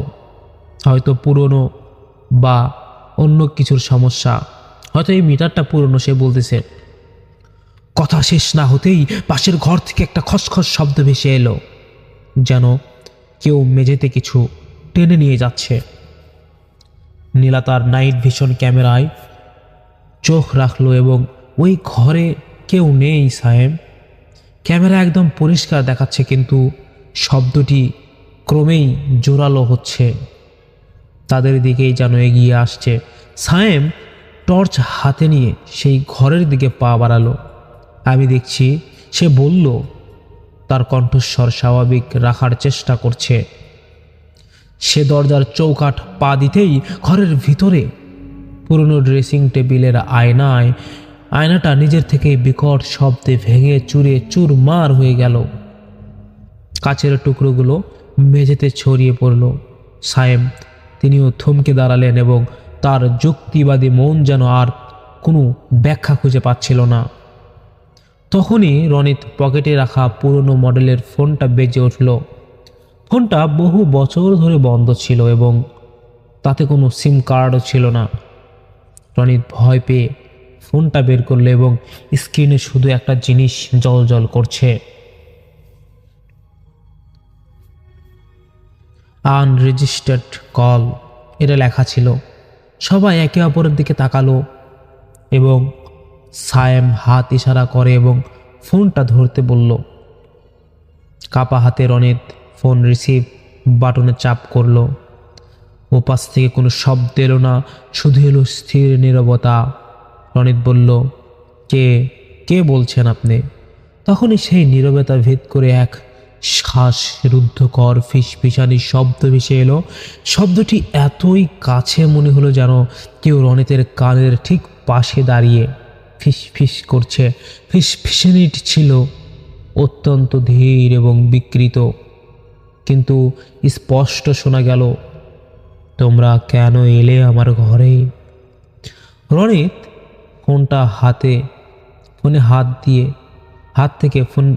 রনির হাত থেকে ফোন পড়ে গেল। সাথে সাথেই তাদের অডিও রেকর্ডার চালু হয়ে উঠল এবং সেই বিকৃতি ফিসফিসানি আওয়াজ আবার ঘরের চারিপাশে স্পিকারের মতো বাজতে লাগলো। ভয়ে জমে যাওয়া নীলা দেখল ফোনের স্ক্রিনে এখনো সময় দেখাচ্ছে 3টা AM এবং তার ঠিক নিচেই সেই আনরেজিস্টার্ড কলারের নাম্বারটি বদলে লেখা, ইউ আর নেক্সট। হঠাৎ তাদের পিছন থেকে একটা ঠান্ডা বাতাস যেন ঝড়ের বেগে বেরিয়ে এলো, আর তার সাথে থাকা বাড়ির সব দরজা জানালা সশব্দে খুলে গেল। তারা দ্রুত সেখান থেকে পালিয়ে গেল। পরের দিন সকালে তারা যেন বাড়িটার সামনে দাঁড়ালো। তখন বাড়িটা আবার শান্ত এবং নীরব, কিন্তু একটা জিনিস ছিল যা তাদের সেই রাতের কথা মনে করে দিচ্ছিল। বাড়ির সদর দরজায়, যেটিকে তারা শক্ত করে তালা দিয়েছিল, তার কাঠের উপর 3টি গভীর রক্তে মাখা লাল আঙ্গুলের ছাপ স্পষ্ট হয়ে আছে, যা দেখে মনে হচ্ছিল তার কাঠের উপর 3টি গভীর রক্তের মতো লাল আঙ্গুলের ছাপ স্পষ্ট হয়ে আছে, যা দেখে মনে হচ্ছিল তারা শুধু পালিয়ে যায়নি, কিছু একটা তাদের পিছু নিয়েছিল। এই ঘটনাটি পাঠিয়েছিল একটা ভাইয়া। আমি আর একটা ঘটনাতে যাব। কে কোথা থেকে দেখছেন ঘটনাটি তা অবশ্যই কমেন্ট করে যাবেন। এবং আর একটা ছোট্ট ঘটনা বলবো, চলো ছোট ঘটনাটি শুনে আসেন। এই ঘটনাটি পাঠিয়েছেন একটা ভাইয়া তনু। সে বলেছে, ভাইয়া আমার রাত 3:15 দিকে একটা ঘটনা ঘটে গিয়েছে, সেটা আমি শেয়ার করব। তনু তার বিছানায় ঘুমাচ্ছিল, গভীর ঘুমে আচ্ছন্ন ছিল। হঠাৎ তার ফোনের রিংটোনে ঘুম ভেঙে যায়। সে চোখ ডলতে ডলতে ফোনটা হাতে নিল এবং স্ক্রিনে একটা অচেনা নম্বর জ্বলজ্বল করছিল।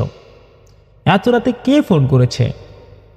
তনু ফোনটা সাইলেন্ট করে পাশে ফিরল, কিন্তু মুহূর্তের মধ্যেই ফোনটা আবার বেজে উঠল। বিরক্তির সাথে সে রিসিভ করলো। হ্যালো, কে বলছেন? ওপাশ থেকে কোনো শব্দ এলো না, শুধু একটি ধীর গভীর শ্বাস প্রশ্বাসের শব্দ। তনু আবার বলল, দেখুন, এত রাতে কেউ আমার সাথে মজা করবেন না। এবার একটা ক্ষীণ শুকনো কণ্ঠস্বর ভেসে এলো। শব্দটি এতটাই কাছে বা এতটাই কাছ থেকে বলা হচ্ছিল যে তনুর কানে তা যেন কেউ সরাসরি আঘাত করছে। আমি তোমার ঠিক পেছনে। তনুর হাত থেকে ফোনটা পড়ে গেল এবং তার হার্টবিট বেড়ে গেল। সে ধীরে ধীরে বিছানার দিকে মুখ ফেরালো। অন্ধকার ঘরে সে স্পষ্ট দেখতে পেল না, কিন্তু অনুভব করলো তার মাথার বালুসের ঠিক ওপরে একজন একজন একজন যেন নতজানু হয়ে আছে, মানে উপর হয়ে আছে। তনুর গলা শুকিয়ে গেল। সে চিৎকার করতে চাইল, কিন্তু কোনো শব্দ বের হলো না। ঠিক তখনই ফোনটা মেঝের উপর আবার বেজে উঠল। স্ক্রিনের আলোয় তনু দেখতে পেল তার বিছানার পাশে একটা ছায়ামূর্তি হাঁটু গেড়ে বসে আছে। কিন্তু এবার ফোনে যে নামটা ভেসে উঠল তা দেখে তনুর সর্বাঙ্গ শরীর শীতল হয়ে গেল। এটা ছিল তার নিজের নম্বর, আর ফোনের স্পিকার থেকে ভেসে আসা সেই ফিসফিসানি এবার আরও স্পষ্ট হলো, যেন একটি দীর্ঘ শ্বাস। আমি তোমার ঘরে, আমি তোমাকে ফোন করেছি। যখন এরকম আবারও হলো তখন তনু আবারও জ্ঞান হারিয়ে ফেলল। এই ছিল তনুর সাথে ঘটে যাওয়া একদিন রাতের ঘটনা, তিনি আমাদেরকে শেয়ার করেছে। আমরা আরেকটি ঘটনায় যাব। আমাদের কাছে অনেক মেইল আছে যেগুলো একের পর এক শেষ করতে হবে। এবার রিয়ার একটি ঘটনা আছে। রিয়া বলেছেন, ভাইয়া এটা একটা ঘটনা যেটা আমি একটা নতুন অ্যাপার্টমেন্টে উঠেছি। রাত তখন প্রায় 1টা বেজে, মানে 1টা। রিয়া তখন অফিস থেকে ফিরেছে এবং সে অফিস থেকে ফিরে তিনি এভাবে বলছেন যে সে অফিস থেকে ফিরেছে, ভীষণ ক্লান্তও ছিলেন তিনি, এবং অ্যাপার্টমেন্টের বিল্ডিংয়ের নিচে সে এসে লিফট চাপলো, মানে লিফটে উঠে সে যাবে।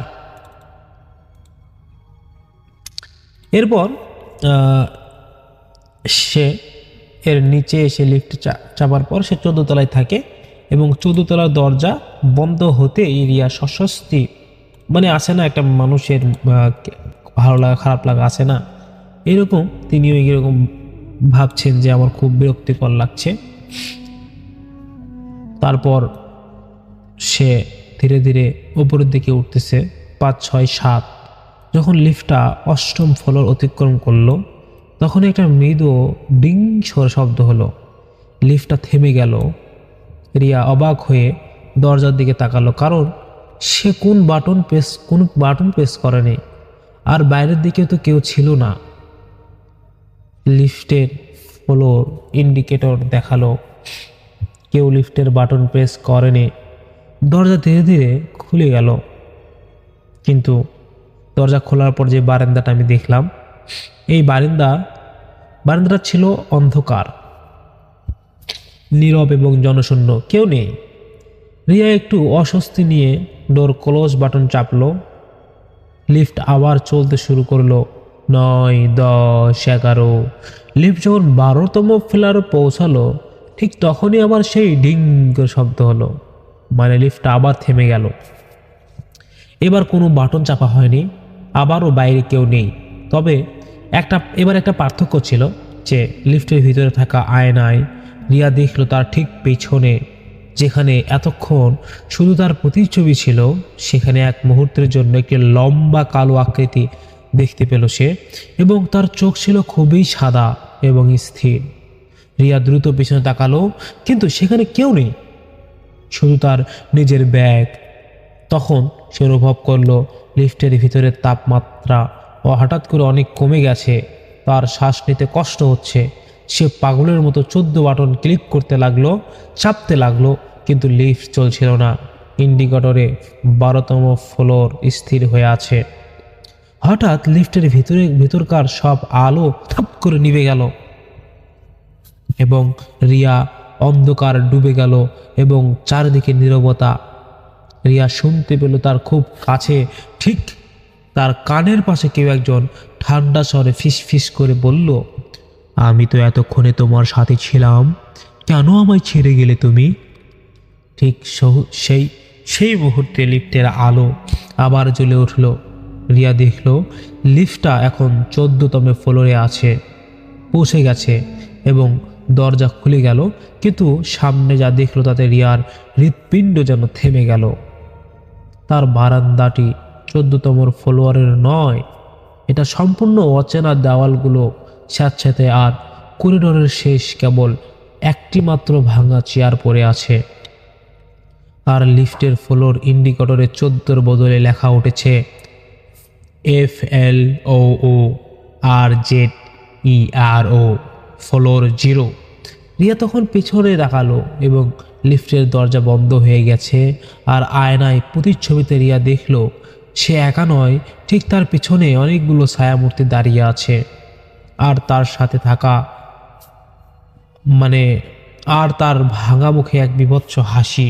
রিয়া চিৎকার করতে করতে সেই অচেনা ফ্লোরে অন্ধকারে ছুটে গেল।